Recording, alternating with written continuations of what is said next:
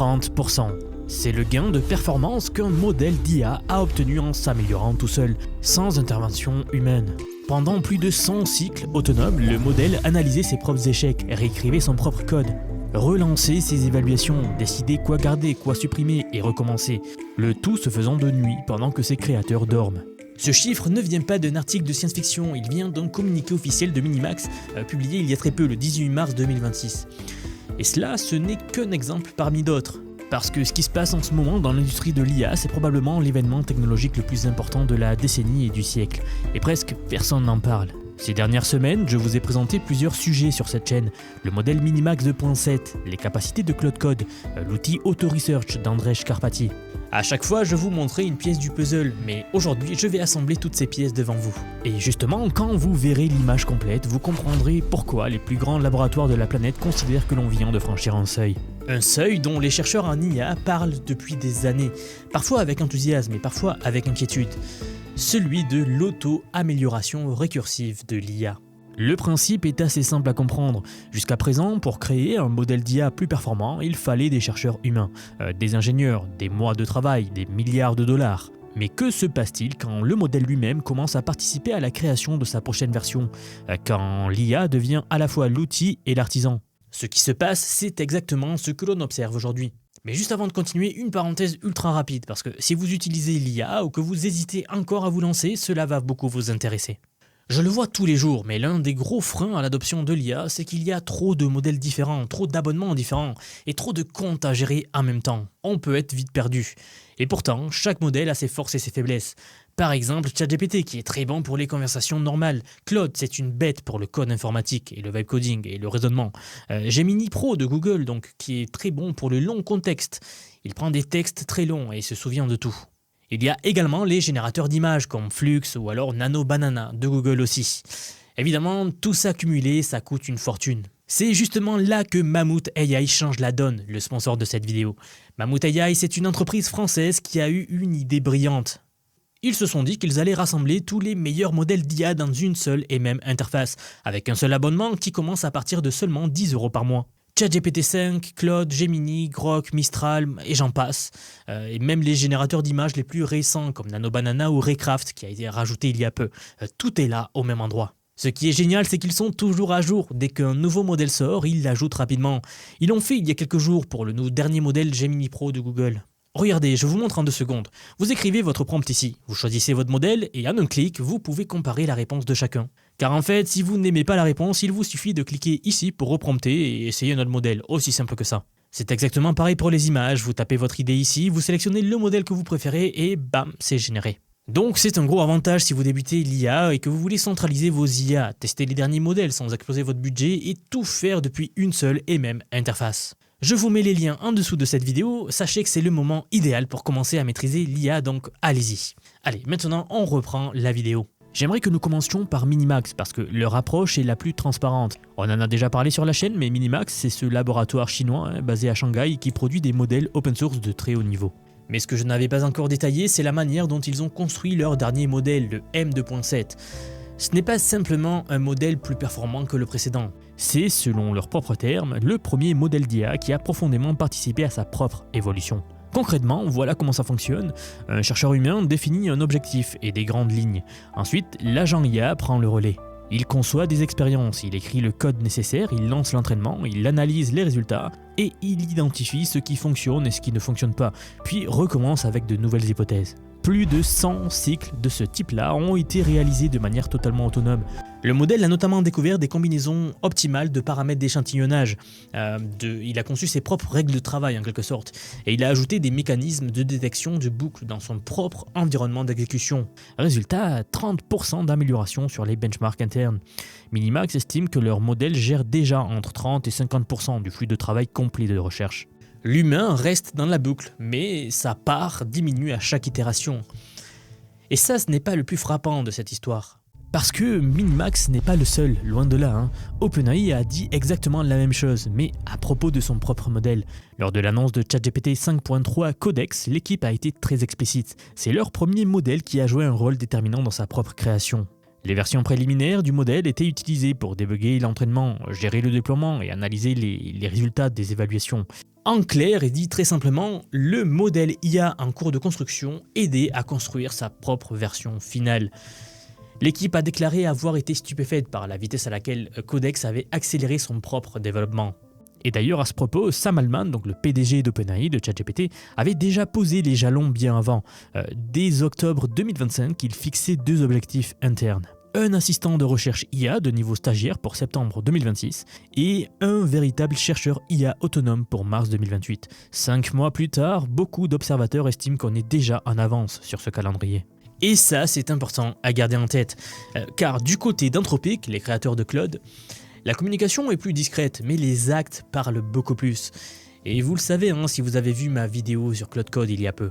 L'entreprise a révélé que Claude Code, initialement conçu comme un simple outil de programmation, est en fait devenu bien plus que ça.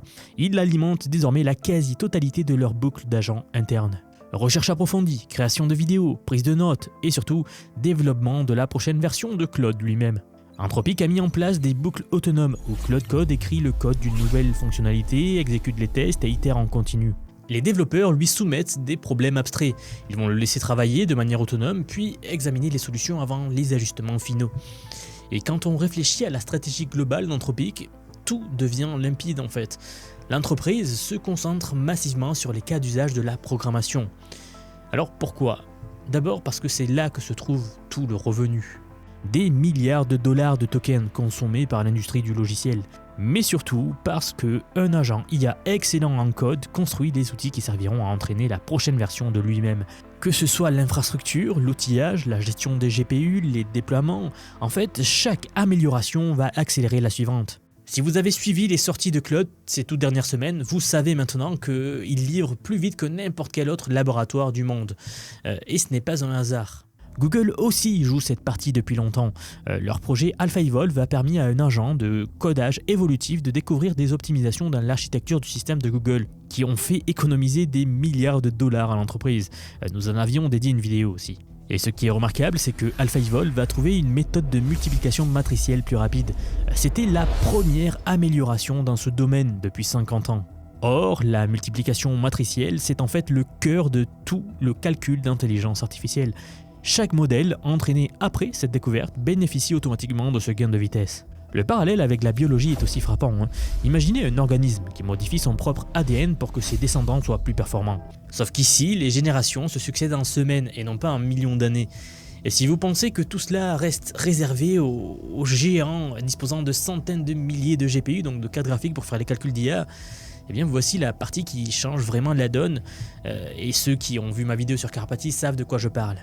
Andrej Karpathy, l'ancien directeur de l'IA chez Tesla et cofondateur d'OpenAI, a publié un outil open source appelé AutoResearch. Le concept tient en une phrase, donner à un agent IA un script d'entraînement et un GPU, puis le laisser faire de la recherche pendant que vous dormez, tout simplement.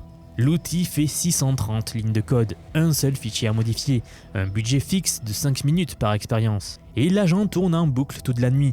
Il va d'abord proposer une hypothèse d'amélioration, puis il va modifier le code, lancer l'entraînement, évaluer les résultats et décider de garder ou d'annuler la modification qu'il vient de faire. En une nuit, le système peut exécuter une centaine d'expériences. Karpathy lui-même a obtenu le temps d'entraînement le plus rapide au monde pour un modèle GPT-2 après une seule nuit d'exécution. Bon, dit simplement, en fait, il a réussi à entraîner un modèle IA au niveau de ChatGPT-2 en une seule nuit, alors qu'à l'époque, ChatGPT-2 avait pris beaucoup de temps à entraîner. Le grand patron de Shopify, Toby Lucht, a testé l'outil le soir même de la publication. Au réveil, 37 expériences menées et 19% de performance en plus. Le message de Karpathy était sans ambiguïté. Tous les laboratoires de pointe vont faire ça. C'est la bataille finale. Pourtant, le vrai choc était encore à venir. Parce que maintenant, la question n'est plus de savoir si l'auto-amélioration récursive est possible.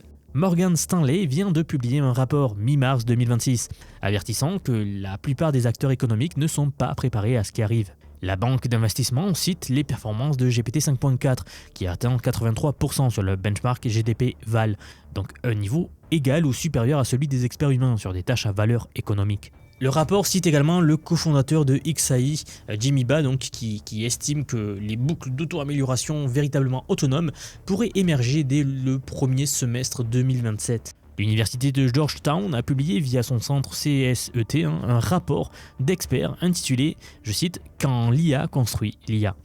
La conclusion de ce rapport est assez claire. Les systèmes d'IA sont déjà des composants à part entière du système de recherche des entreprises de pointe.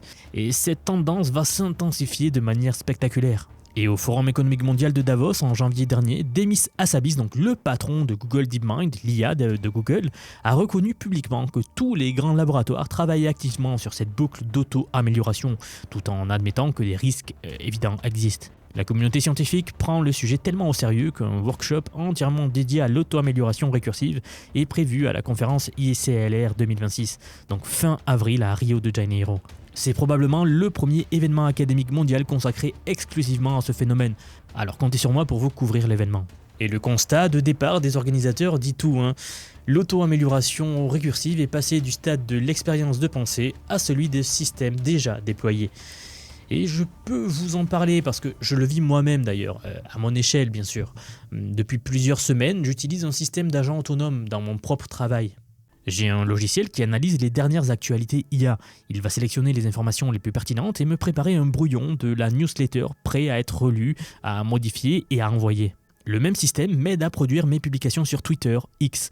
Il identifie les sujets qui génèrent de l'engagement, recherche des sources fraîches et fiables et me propose des posts documentés. Je n'ai plus qu'à faire un travail minime, c'est-à-dire donner mon ton et donner mon avis et partager la publication. Donc oui, pour mes activités annexes, j'ai un agent qui travaille pour moi pendant que j'écris, que je monte mes vidéos YouTube. C'est exactement ça, l'auto-amélioration à l'échelle individuelle. Ce qui était réservé aux laboratoires de recherche il y a 6 mois est aujourd'hui accessible à n'importe qui avec les bons outils et la bonne direction. On est au tout début d'une courbe exponentielle. L'analyste Dean Ball l'a formulé de manière percutante. D'ici 1 à 2 ans, les effectifs réels de chaque laboratoire de pointe passeront de quelques milliers à des dizaines, puis des centaines de milliers d'agents. La grande majorité de ces travailleurs ne dormiront pas, ne mangeront pas et n'auront qu'un seul objectif, se rendre plus intelligents. Tyler Cowen, un économiste à la George Mason University, a calculé que si le rythme actuel se maintient, on pourrait passer de 4 mises à jour majeures par an à 1 par mois d'ici la fin de l'année. Et chaque mise à jour rendra la suivante plus rapide à produire. C'est l'effet boule de neige, l'accélération de l'accélération. Ce qu'il faut retenir de tout cela, c'est qu'on ne parle plus de théorie. Chaque grand laboratoire mondial a confirmé, directement ou indirectement d'ailleurs, que ces modèles participent déjà à la construction de leurs successeurs. Des chercheurs individuels sans formation en machine learning obtiennent des résultats significatifs en laissant tourner un agent toute la nuit. Les outils sont open source, accessibles et de plus en plus faciles à utiliser. On vit vraiment un moment historique et ceux qui comprennent ce qu'il se passe en ce moment ont un avantage considérable sur ceux qui ne s'y intéressent pas encore. Et croyez-moi, il y en a beaucoup.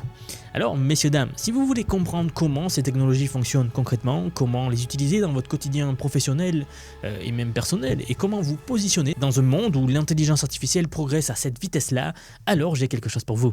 J'aimerais vous dire que depuis quelques mois déjà, j'ai construit un programme d'apprentissage unique.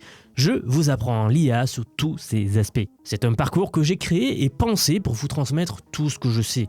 Alors non seulement sur les modèles d'IA comme ChatGPT, Gemini de Google, Grok de Elon Musk, Claude, etc. Je vous montre en fait et surtout la manière de les intégrer concrètement dans votre vie, dans votre travail, dans vos projets.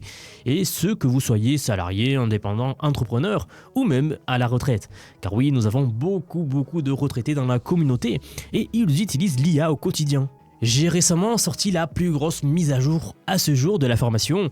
Ça fait un petit moment que j'en parlais, mais ça y est, elle est là, elle est en ligne. C'est un module entièrement dédié à l'automatisation par IA, donc en utilisant N8N. Autrement dit, la création d'agents IA, donc des espèces de salariés virtuels qui vont travailler pour vous et tout faire pour vous. En somme, vous faire gagner des heures et des heures et des heures. Vous êtes déjà plus de 6 à 7 000 à avoir rejoint ce programme, donc merci pour tout ce soutien. Et enfin, sachez qu'il n'y a pas besoin d'être développeur, pas besoin d'avoir un profil technique. Je vous prends par la main et pas à pas, avec des leçons vidéo claires, des cas concrets pratiques, on voit tout ce qui touche à l'IA. Dernier point, mais pas des moindres bien sûr, si vous nous rejoignez aujourd'hui, vous aurez accès à toutes les évolutions du futur. Sans surcoût, accès illimité à vie à tout ce que je veux vous apprendre. Donc aujourd'hui c'est un paiement unique, ce n'est pas un paiement mensuel, hein, c'est juste un paiement unique et vous aurez accès à vie à toutes les mises à jour que je vais faire en permanence et que je fais en ce moment même d'ailleurs. Donc si cela vous intéresse, vous avez les liens en dessous de la vidéo, donc soit en description, soit en commentaire épinglé pour nous rejoindre. Dans tous les cas, moi je serai très heureux de vous accueillir dans le programme Vision IA. Si vous êtes encore là, merci d'avoir regardé cette vidéo jusqu'au bout et je vous dis à très vite pour la prochaine vidéo, à bientôt.